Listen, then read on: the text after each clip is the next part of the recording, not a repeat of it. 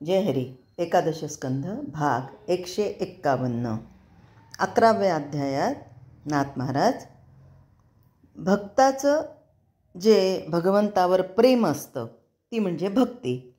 आणि ही भक्ती राजस, तामस आणि सात्विक अशी 3 प्रकारची असते. म्हणजे हे प्रेम देखील 3 प्रकारचं असतं. ते कसं? शौर्य आणि युद्ध यांच्या कथा ऐकून मन आनंदानं उचंबळून येतं, ते राजस प्रेम.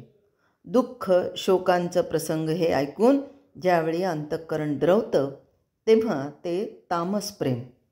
आणि भगवंताच्या सुंदर सगुण मूर्तीचं वर्णन ऐकून मन आनंदानं भरून जातं, ते सात्विक प्रेम. सात्विक प्रेम खरी भक्ती उत्पन्न करण्यास मदत करतं. भक्तीचं प्रेम निराळच आहे. भगवंताच्या स्वरूपाचं चिंतन करता करता मन चित स्वरूपात बुडून जातं. त्यावेळी देहाचा विसर पडतो, डोळ्यातून अश्रू वाहतात, सर्वांगावर रोमांच उभे राहतात, गळा अगदी दाटून येतो, काही केल्यास शब्द उमटत नाहीत, सर्वांग घामानं डबडबतं, नेत्र अर्धोन्मिलित होतात आणि मन आश्चर्यानं भरून जातं. हे खरं प्रेम होय. हरिकथा श्रद्धेनं श्रवण केली तर एवढा मोठा लाभ होतो. शहाण्या आणि निरीच्छ वक्त्याकडून हरिकथा ऐकावी. शहाणा श्रोता मिळाला तर स्वतःही कथा सांगावी, पण श्रोता नसेल तर आपल्या मनालाच आश्रय करावा, म्हणजे मनाचाच आश्रय करावा आणि दृश्याची आसक्ती सोडून एकट्यानंच भगवंताच्या चरित्रावर विचार करावा. आणि कथा ऐकायला वैष्णवांचा समुदाय मिळाला तर आळस आणि अभिमान दूर सोडून देऊन केव्हाही नामस्मरण करत कीर्तनामध्ये आवडीनं नाचावं.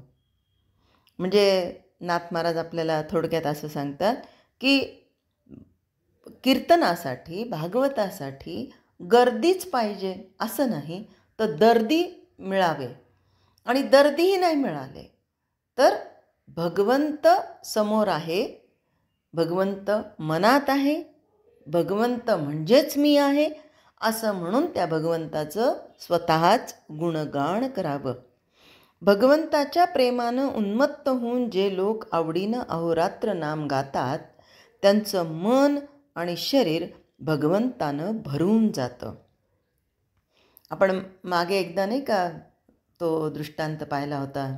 जनाबाई गौऱ्या थापता थापता त्यांच्या गौऱ्यांना विठ्ठल विठ्ठल नाम ऐकू यायचा, वाळलेल्या गौऱ्यांना. आणि अशा सगळ्या संतांचं पण आपण पाहिलेलं आहे की विठ्ठलांनी सांगितलं होतं की माझा भक्त त्या मंगळवेढ्यामध्ये भिंत दबून गेला तर त्याच्या अस्थी घेऊन ये. आता नामदेव महाराज म्हणाले अस्थी कशा आणायच्या, त्यांच्याच असतील हे कशा, ज्यातून विठ्ठल विठ्ठल नाम येईल तो माझा चोखा मिळायच्या अस्थी आहेत त्या घेऊन ये.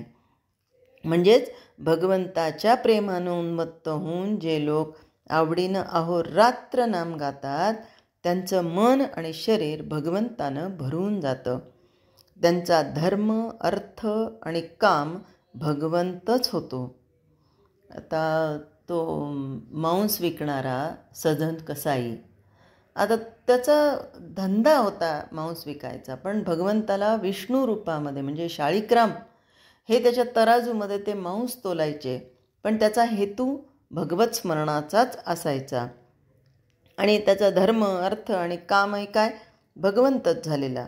भजन हेच त्यांचं कर्म, अर्पण हाच त्यांचा धर्म आणि प्रेम हीच त्यांची इच्छा असते. तात्पर्य काय? मन, धन आणि वाणी यांनी घडलेली भक्तांची सर्व कर्मे सर्वस्वी अर्पण बुद्धीनं होतात. आता भक्त कसा एकनिष्ठ होतो, कसा असतो? काय झालं, एका गावामध्ये एक संत होते आणि ते नदीच्या या तीरावरून त्या तीरावर जायचे आणि जाता जाता होडीमध्ये बसायचे. आणि होडीमध्ये बसल्यावर तो जो होडीवाला आहे त्याला परमार्थाच्या 4 गोष्टी सांगायचे आणि तो होडीवाला त्यांच्याकडून पैसे घेत नसत.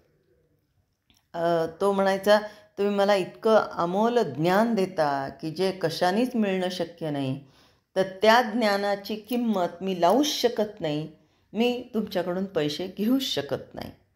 आणि असा बराच दिवसांचा सहवास झाला आणि एके दिवशी ते संत म्हणणारे त्याला आपल्या घरी घेऊन आले आणि त्याला दाखवलं. गडगंज श्रीमंत होते ते संत. त्यांनी सांगितलं की बाबा रे, मी गडगंज श्रीमंत होतो, इतकी संपत्ती माझ्याजवळ आहे साठलेली, पण मी योग्य व्यक्तीची निवड करत होतो की कोण भेटेल की ज्याच्याजवळ मी हे पैसे देईल. म्हणे तू हे घेऊन जा, तुझे लेकरं बाळं सुखी होतील, बायको खुश होईल. हा म्हणाला, महाराज, इतक्या महिन्यांपासून मी तुमच्याकडून परम अर्थ ऐकतोय आणि तुम्ही मला या विनाकारणच्या अर्थामध्ये गुंतवता. अहो, माझ्या कष्टाचे जे नाही आहेत ते पैसे मी घेऊन मी आयुष्यामध्ये सुखी होणार आहे का? त्यामुळं तुमचं धन तुम्हाला लखलाभ, मी माझं जेवढं रोज कष्ट करून खातोय त्यामध्ये मी आनंदी आहे आणि रात्रीची झोप ही माझी सुखाची आहे. त्यामुळे तुमचा पैसा तुमच्याजवळच राहू द्या. आता बघा, हा होडीवाला संत का जे फक्त तत्त्वज्ञान सांगत होते ते संत? तर खऱ्या अर्थाने जो हा साधक असतो त्याला जे काय असेल ते सगळं त्याने अर्पण केलेलं असतं. म्हणजे तन, मन, धन आणि वाणी यांनी घडलेली भक्तांची सर्व कर्मे सर्वस्वी अर्पणबुद्धीनं होतात. अशा भक्ताचं कर्म पूजा बनते, बोलणं जप होतो, पाहणं दर्शन होतं, चालणं यात्रा होते, खाणं आहुती होते, तर निद्रा समाधी असते. हीच खरी भक्ती असून ती सनातन आहे. अशा भक्तीमध्ये भगवंताच्या अस्तित्वाची जाणीव सहजपणे टिकते. वेदांतामध्ये या भक्तीला संविती असं म्हणतात, तर शैव हिलाच शक्ती असं म्हणतात. इंद्रियांना दिसणारं विश्व भगवंताचे अवतार आणि त्यांच्या लीला, दिव्य लीला या शक्तीच्या प्रभावातच घडून येतात. ती भक्ती संतांची सेवा केली असता प्राप्त होते. मग आता एखाद्याला प्रश्न पडेल की मग संत नेमकं कोणाला म्हणायचं? ज्यांनी भगवी वस्त्र धारण केली त्यांना, ज्यांनी विभूती वगैरे लावली त्यांना, ज्यांनी रुद्राक्षाच्या माळा घातल्या त्यांना, ज्यांनी खडावा धारण केल्या त्यांना, ज्यांनी संन्यास घेतला त्यांना? नाही, असा आपल्या विचारांचा गोंधळ होऊ नये म्हणूनच नाथांनी संतांची लक्षणं सांगितलेली आहेत या 11व्या अध्यायामध्ये. संतांनी लिहिलेल्या ग्रंथामध्ये भक्ती आणि संत लक्षणं वारंवार वर्णन केलेली आढळतात. भक्ती म्हणजे अपरोक्षानुभूती, म्हणजे अतींद्रिय आत्मस्वरूपाचा अनुभव होय. हा अनुभव ज्याला येतो तो संत पदवीला चढतो. आत्मानुभूती कितीही जरी अतींद्रिय असली तरी अखेर तिचा आविष्कार संतांच्या देहातच होतो. म्हणून आत्मज्ञान शब्दांच्या पलीकडे आहे असं कितीही जरी सांगितलं तरी अनेक प्रकारच्या गुणरूपानं ते संतांच्या देहातून व्यवहारात डोकावतं.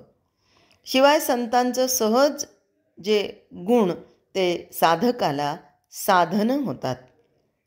यासाठी त्या गुणांचं हे जे निरनिराळे पैलू सांगणे हे साधकाच्या दृष्टीने उपयुक्त असते. या दोन्ही दृष्टींनी भक्ती आणि संत लक्षणे पुन्हा पुन्हा सांगावे लागतात. नुकतंच भक्तीचं वर्णन येऊन गेलं, आता यापुढे संत लक्षणांचं सविस्तर वर्णन आपण ऐकूया. संत, सद्गुरू आणि सज्जन हे तिन्ही शब्द एकाच अर्थी वापरलेले असतात. म्हणून संत सेवा म्हणजे सद्गुरू सेवाच होय. जय हरी.